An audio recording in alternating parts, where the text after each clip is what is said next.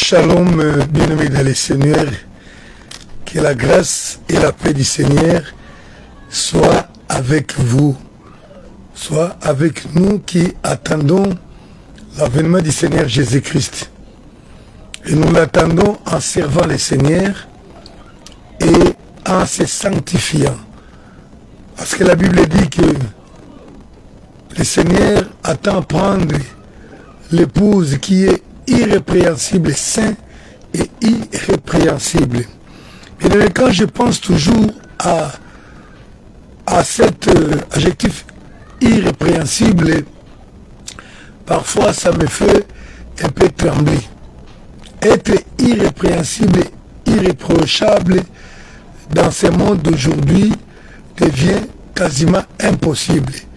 Mais lorsque le Seigneur nous recommande quelque chose, nous savons que cela est possible. Voilà pourquoi la Bible nous recommande de nous exhorter par la parole de Dieu. La Bible nous demande que nous puissions nous appliquer à la parole de Dieu afin que nous devenions irréprochables. Cela est possible par la parole de Dieu. Amen. Alors aujourd'hui, par la grâce du Seigneur, nous sommes là pour continuer. C'est la troisième partie de notre leçon, de notre enseignement que nous avons commencé sur la sanctification. L'enseignement est intitulé « Rechercher la paix avec tous et la sanctification sans laquelle personne ne verra Dieu ».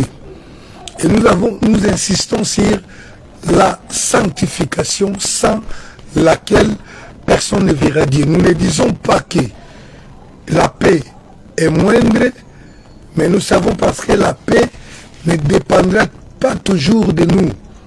Mais la sanctification, en ce qui concerne la sanctification, vous êtes responsable de cela. Et la Bible nous recommande de la rechercher. Ainsi nous avons dit, bien-aimés, la recherche n'est pas la cherche. La cherche, c'est tout simplement quelqu'un qui essaye de trouver quelque chose. Mais lorsqu'on parle de la recherche, cela suppose une tâche qui est accomplie avec méthode, avec insistance, avec beaucoup de soins. Ainsi nous avons dit, rechercher la sanctification doit être faite selon la méthode du Seigneur. Référez-vous au numéro 2 et au numéro 1 de la leçon pour mieux nous comprendre. Mais aujourd'hui, nous allons parler sur la recherche de la sanctification réellement dite, ou bien sur ce qui est considéré comme le socle de la sanctification. Donc, l'élément sur lequel la sanctification s'appuie pour être sanctification. Je disais que la sanctification doit être recherchée. C'est-à-dire il y a une méthode que nous devons appliquer. Comme le chercheur travaille toujours sur méthode pour arriver à un résultat qui soit prouvé et fiable. La recherche, il nous est recommandé, et plutôt la sanctification, il nous est recommandé de la rechercher.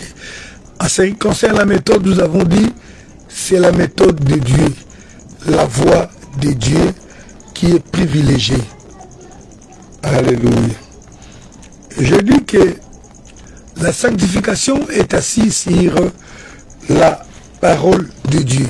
Donc le socle, le fondement de la sanctification, c'est la parole de Dieu. Comme nous avons dit que c'est la parole de Dieu qui sanctifie, selon Jean 17, 17 et 19, sanctifie-les par la vérité, et ta parole est la vérité.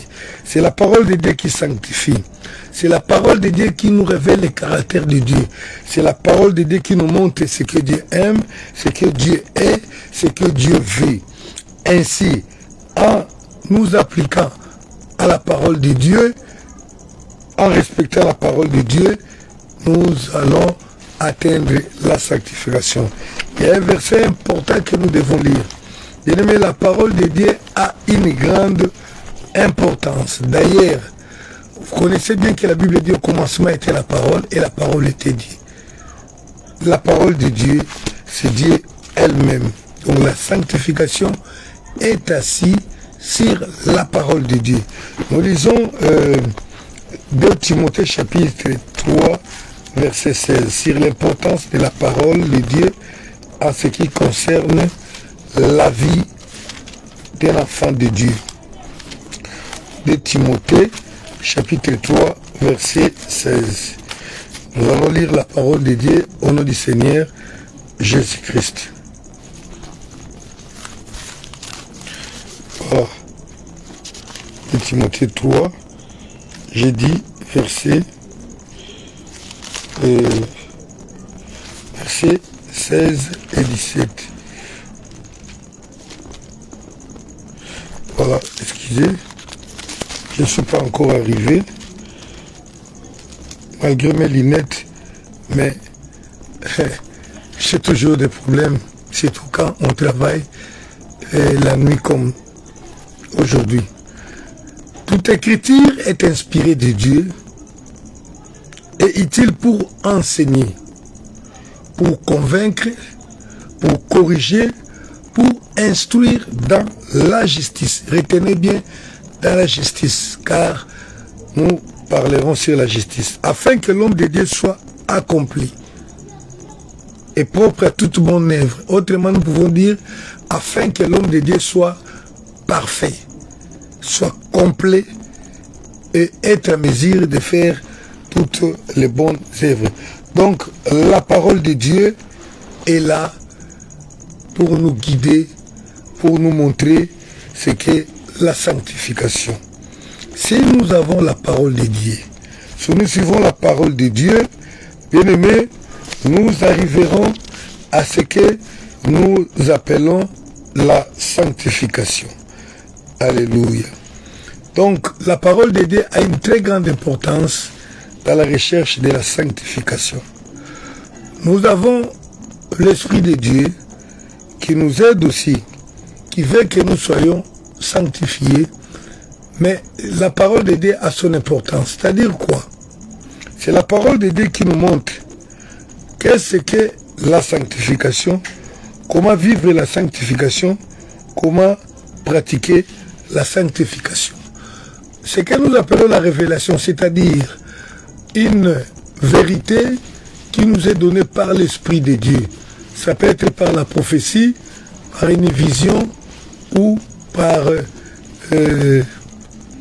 un songe ou quelque chose de comme ça, voix audible. Toutes ces choses-là peuvent nous amener à Dieu, mais la puissance, la parole de Dieu a sa primauté sur toutes ces choses-là. Alléluia. Comment la parole de Dieu nous amène dans la sanctification? Par exemple, si aujourd'hui nous nous trouvons devant une situation que nous ne savons pas, nous allons d'abord nous référer à la parole de Dieu pour voir ce que dit la parole exactement. Il y aura toujours quelque chose et l'Esprit de Dieu vient pour nous donner la compréhension de la parole de Dieu. Il y a une de mes sœurs qui dit la parole de Dieu se contredit. Elle est chrétienne. Non, la parole de Dieu ne se contredit pas. La parole de Dieu s'explique. Et c'est l'Esprit de Dieu qui nous aide à comprendre la sanctification. Alléluia. Alors, nous disons que ce qui est important pour bien comprendre la richesse de la sanctification, c'est la pratique même de la sanctification. Comment peut-on vivre la sanctification? C'est à l'aide de cela que nous allons comprendre ce qu'est la sanctification réelle. D'abord, je vais dire une chose. La sanctification, c'est quoi? Ce n'est que la pratique de la justice, mais de la justice de Dieu. Ce n'est pas la justice des hommes ou du monde. J'insiste pour dire que la sanctification, c'est la pratique de la justice de Dieu. La justice, selon le dictionnaire de français que j'ai consulté, nous dit que c'est un sentiment de donner à chacun ce qu'il mérite Donc, de manière juste, en respectant les droits d'autrui. Donc, pour l'homme, pour l'humanité, la justice, c'est avoir le sentiment de donner à chacun ce qu'il lui faut, de manière juste, sans bafouer les intérêts d'une autre personne. Si quelqu'un marche, il donne à chacun ce qui lui est dit, et il ne fait pas, il respecte les intérêts des autres, on dira que cet homme marche dans la justice. Mais ici, la justice est plus vue par rapport à Dieu. Donc nous disons que la sanctification, c'est la pratique de la justice de Dieu. Or, la justice de Dieu, d'abord la juste quoi? C'est ce qui est conforme à la raison, donc ce qui doit être. C'est qu'on dit, nous disons ce qui est juste. Alors, la justice, notre justice, c'est Dieu qui l'élabore. C'est-à-dire, c'est Dieu qui définit ce qui est correct, ce qui est bon, ce qui est raisonnable, ce qui est normal, la norme. Ce qui est juste, c'est Dieu qui le définit. La Bible dit, nous rappelle que c'est Dieu qui est notre législateur. Ésaïe chapitre 33, verset 22. C'est-à-dire que c'est Dieu qui déclare ce qui est juste et ce qui n'est pas juste. Et Dieu n'a pas besoin de nous donner des motifs, des explications pour que nous comprenions pourquoi il a déclaré ce qui est juste, ceci juste et cela injuste. C'est pourquoi vous allez constater, lorsque le Seigneur donnait la loi aux enfants d'Israël, il leur disait parfois, vous ne ferez pas ceci parce que je suis Dieu, votre Dieu. Donc il n'y a pas d'explication à donner.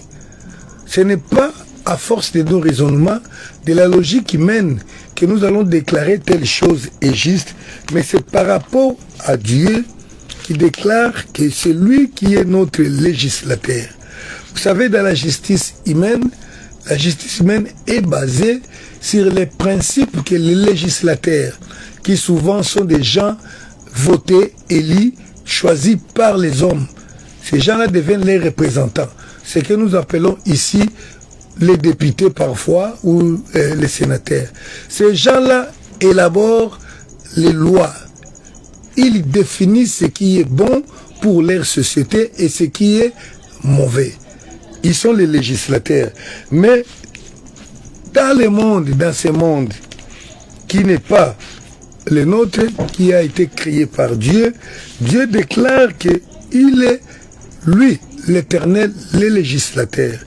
Ésaïe 33, verset 22. Car l'Éternel est notre juge, l'Éternel est notre législateur, l'Éternel est notre roi. Législateur, c'est lui qui élabore les lois, qui dit ça, vous ne ferez pas ça et vous ferez ça. Donc c'est Dieu qui définit ce qui est juste. Ainsi, la justice, c'est faire ce qui est conforme à ce que Dieu a déclaré. Or, la sanctification, nous avons dit, c'est la mise en pratique de ce que Dieu a dit. Ce que Dieu a déclaré conforme pour la vie, conforme pour le travail, conforme pour le mariage, conforme pour la nourriture. C'est ça, je dirais même, la sanctification. Alléluia. C'est ainsi, vous remarquerez également, je parlais au départ de la recherche. C'est comme ça que Dieu nous recommande également de rechercher la justice. Il y a notre domaine de recherche qui est la justice.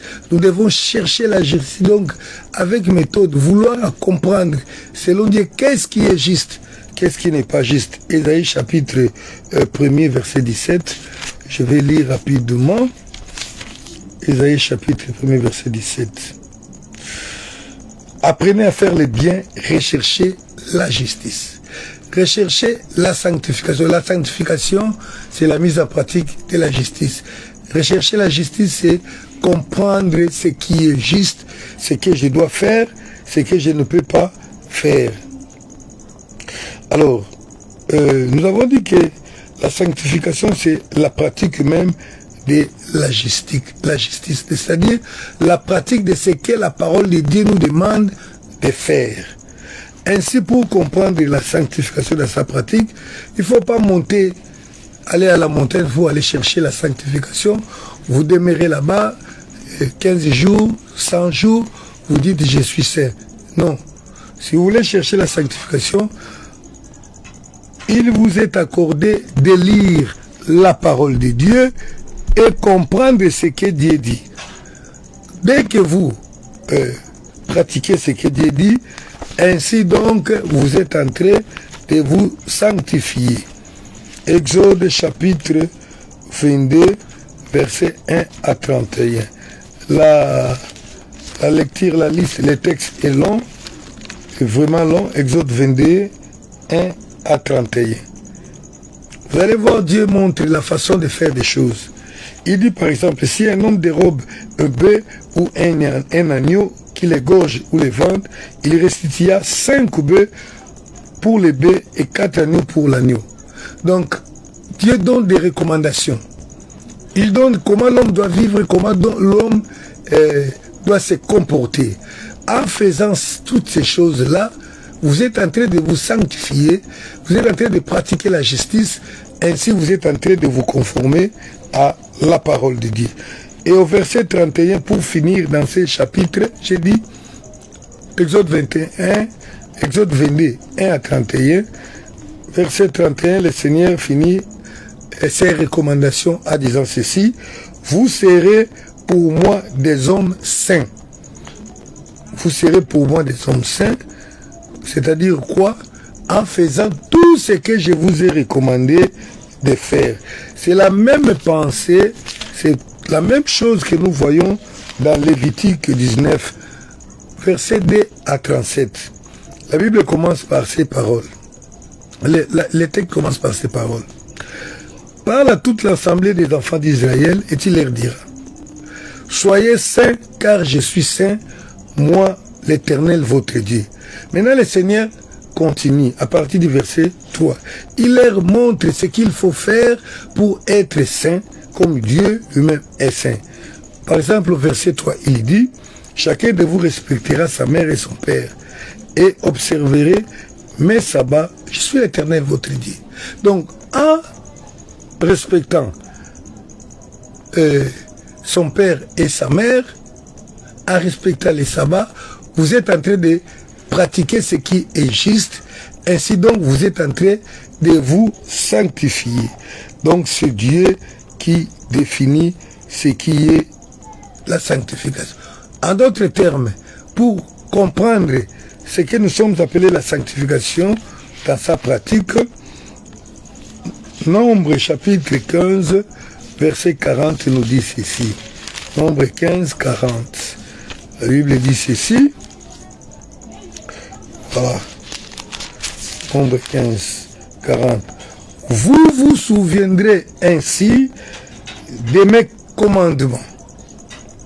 Vous les mettrez en pratique et vous serez saints pour votre Dieu. Alléluia. La pratique de la sanctification ou de la sainteté, c'est tout simplement la mise en pratique des commandements du Seigneur. Il dit, vous vous souviendrez de mes commandements, vous les mettrez en pratique et vous serez saints. Alléluia. Recherchez la paix, recherchez la sanctification sans laquelle personne verra Dieu. Il faut commencer à lire la Bible. Que dit la Bible sur ça? Dès que vous le mettez en pratique, vous êtes sanctifiés. Alléluia. Et vous savez, ces commandements, c'est toute la Bible. C'est toute cette Bible qui est le commandement qui constitue l'entièreté des commandements de Dieu. Il n'y a pas un autre. De l'Ancien au Nouveau Testament. Donc, de la Genèse à l'Apocalypse, c'est toute la Bible qui est la parole de Dieu. Cependant, j'aimerais que nous comprenions une chose. Christ est venu pour accomplir la loi. Lui, le Saint. Il est venu pour nous montrer le chemin de la sanctification. La Bible nous rapporte ceci dans Matthieu chapitre 5, verset 17 jusqu'à 19, et puis je vais lire aussi verset 20. Christ dit ceci: ne croyez pas que je sois venu abolir la loi ou les prophètes. Je suis venu non pour abolir, mais pour l'accomplir. Car je vous le dis en vérité, tant que les ciels et la terre ne passeront point, il ne disparaîtra point. Il ne disparaîtra pas de la loi un seul iota ou un seul trait de la lettre jusqu'à ce que tout soit arrivé. Donc c'est la pratique de la parole de Dieu. Nous enseignons la parole de Dieu dans toute son entièreté. Et là, en la respectant, nous sommes en train de nous sanctifier. Et sans cette sanctification, nous ne sommes pas, il nous est impossible de voir Dieu ou d'aller au ciel. J'ai dit la sanctification, c'est la mise en pratique de la parole de Dieu, de la justice de Dieu. Matthieu chapitre 5, verset 20, Christ dit ceci: je vous l'ai dit, si votre justice ne surpasse pas celle des pharisiens et des scribes, vous n'entrerez point dans le royaume des cieux. Si votre justice ne surpasse pas celle des sadducéens, des scribes et des pharisiens. Bien-aimés, lorsque nous parlons des scribes, parfois dans notre imaginaire, c'est comme si ce sont des brigands, des hommes comme ça. Non, des scribes, des pharisiens étaient des hommes respectés, respectables dans la société. C'était des hommes qui étaient justes aux yeux des hommes. Cependant, aux yeux de Dieu, leur justice n'était pas juste. Leur justice, je dirais, était injuste. Car la vraie justice, c'est par rapport à Dieu. C'est comme ça Dieu dit aux disciples: votre justice doit surpasser celle des pharisiens. Alors, le Seigneur a essayé de parler de beaucoup de choses. C'est comme ça qu'il a enseigné dans Matthieu chapitre 5 pour nous montrer un peu la mise en pratique de cette parole-là, comment cela se manifeste ou se voit réellement dans la vie d'une personne. Christ dit, il a accompli la parole, il est venu pour accomplir la loi. Et je me souviens bien qu'un jour, sur la croix, Christ dit, tout est accompli. Donc Christ a accompli toute la parole de Dieu, toute la loi de Dieu, et c'est lui qui nous montre comment l'accomplir, comment appliquer cette loi. Car en réalité, la loi qui a été donnée à Dieu par Moïse était l'ombre de la vraie parole que Christ est venu nous révéler. C'est-à-dire, Christ est la parole, c'est lui maintenant qui nous montre comment respecter la parole. Ainsi donc, Christ ne se retenait pas pour dire, lisez Matthieu chapitre 5, c'est un enseignement très riche. C'est pourquoi Christ n'hésitait pas pour dire, lorsqu'il enseignait, par exemple dans Matthieu 5, 21, il dit, vous avez entendu qu'il a été dit aux anciens, tu ne tueras point, celui qui tue mérite d'être puni. Mais moi, je vous dis, alléluia. Donc les gens voyaient que tuer, c'est mettre la main sur quelqu'un et lui ôter la vie. Mais Christ Dieu, il vient montrer encore la profondeur, la réalité de tuer. Parce que Adam s'est fait tuer le jour où il a mangé, mais la mort est intervenue plusieurs années après. L'homme ne constate que la mort lorsque tout s'arrête, mais Dieu voit la mort depuis qu'elle est consommée par les péchés. Ainsi, Christ nous montre tout ce que nous avons reçu. Moïse a reçu comme la parole de Dieu, comme la loi de Dieu, les recommandations. C'est Christ qui nous montre sa vraie application, la mise en pratique. Voilà, il a parlé, vous avez appris qu'il a été dit, tu ne commettras point d'adultère. Mais moi, je vous dis, je vous explique la réalité même de l'adultère. Donc, il y a des gens qui pensaient respecter la loi de Dieu en ne commettant pas l'adultère, mais Christ, Dieu voyait qu'il commettait quand même l'adultère en regardant la femme d'autrui avec envie. Donc Christ a accompli la loi et les prophètes. En accomplissant la loi et les prophètes, il s'est sanctifié. Il nous a donné cette parole pour nous sanctifier.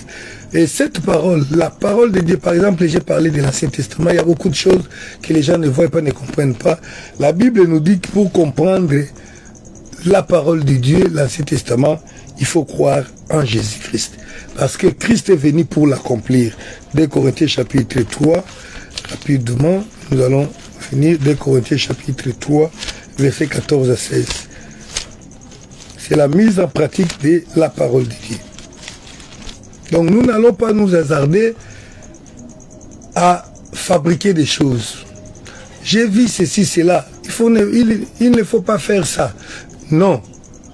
Il ne faut pas faire ça. Nous le cherchons dans la parole de Dieu. C'est pourquoi même l'apôtre Paul a mis en garde le peuple, l'église des Colosses, les Colossiens. Il leur a dit, faites attention que personne ne s'abuse de vous par des révélations, par de beaucoup de choses là, des visions. Et ces choses s'apparentent à une piété, mais ça ne sert à rien. Nous, tout ce que nous enseignons, nous voyons ces choses-là dans la Bible. Lorsque le Seigneur nous dit que les femmes ne portent pas les mèches, les faux cheveux, nous voyons ça dans la Bible. Lorsque le Seigneur nous interdit de faire ça, nous voyons toutes ces choses-là dans la Bible. Mais parfois, les gens ne comprennent pas la Bible. 2 Corinthiens chapitre 3, verset 14, j'avais cité, je les lis rapidement, 13 et 14. Mais ils sont devenus durs d'entendement, car jusqu'à ces jours, les mêmes voiles de mer, quand ils font la lecture de l'Ancien Testament, ils ne s'élèvent pas parce que c'est en Christ qu'il disparaît. C'est en Christ que les voiles de l'Ancien Testament disparaît. Donc, lorsque quelqu'un lit la parole de Dieu, il doit d'abord croire en Jésus-Christ. Sinon, il ne comprendra rien, surtout dans l'Ancien Testament. Verset 15. Jusqu'à ce jour, quand on lit Moïse, un voile est jeté sur leur cœur. Mais lorsque les cœurs se convertissent au Seigneur, le voile est ôté. Voilà. Lorsque quelqu'un se convertisse en Jésus-Christ, alors cet homme-là est capable de comprendre qu'est-ce que la parole de Dieu, qu'est-ce que la sanctification. Et la sanctification, c'est la mise en pratique de la parole de Dieu. La parole de Dieu interdit aux femmes de devenir enseignants dans l'église. Quand vous ne le pratiquez pas, vous êtes en train de vous souiller. Quand vous laissez ça, vous vous sanctifiez. Dieu dit, l'homme ne portera pas l'habillement de la femme, ni la femme de l'homme. Vous faites ça, vous obéissez, vous vous sanctifiez. Vous ne le faites pas. N'allez pas nous chercher d'autres choses. La Bible nous recommande tout ce que nous devons faire, car la Bible dit, vous observerez. Vous vous souviendrez de mes paroles, selon Nombre 15, 40. Vous vous souviendrez de mes commandements, vous les pratiquerez et vous serez saints. C'est ce que nous sommes en train d'enseigner. Toutes les révélations viennent appuyer la parole de Dieu. Et nous, nous enseignons la parole de Dieu pire. C'est ainsi, bien aimé, je vais peut-être prochainement parler sur ce que nous appelons la saine doctrine. Il y a certaines personnes qui pensent que la saine doctrine, ce sont les lois. Ne faites pas ceci. La saine doctrine, c'est la parole de Dieu, qu'on n'a rien retranché, qu'on n'a rien ajouté. Car ce qu'on ajoute détruit, suit. Ce qu'on enlève rend la parole imparfaite, elle suit. Donc la sainte doctrine, c'est la parole de Dieu telle que prêchée par Jésus, les apôtres, et en les mettant en pratique, nous nous sanctifions. Que le Seigneur nous aide. Prochainement, nous allons parler sur comment maintenir, comment se sanctifier ou comment maintenir, se maintenir dans la sanctification. Parce qu'il est important, nous avons dit, c'est Dieu qui nous sanctifie. Il nous met de côté, mais nous devons maintenant continuer à comprendre ce que Dieu veut, ce que Dieu aime, la nature de Dieu, et nous l'appliquons pour être comme Dieu qui est saint. Et alors, nous devenons des saints. C'est ça, la sanctification. Voilà, si l'explication n'est pas comprise, vous avez les numéros pour nous poser des questions, pour que nous puissions bien expliquer. Que Dieu vous bénisse, que le Seigneur nous accorde la grâce de comprendre et de vivre la sanctification, sans laquelle personne ne verra Dieu. Il y aura encore à lire, voilà, à enseigner prochainement le domaine de la sanctification dans notre vie.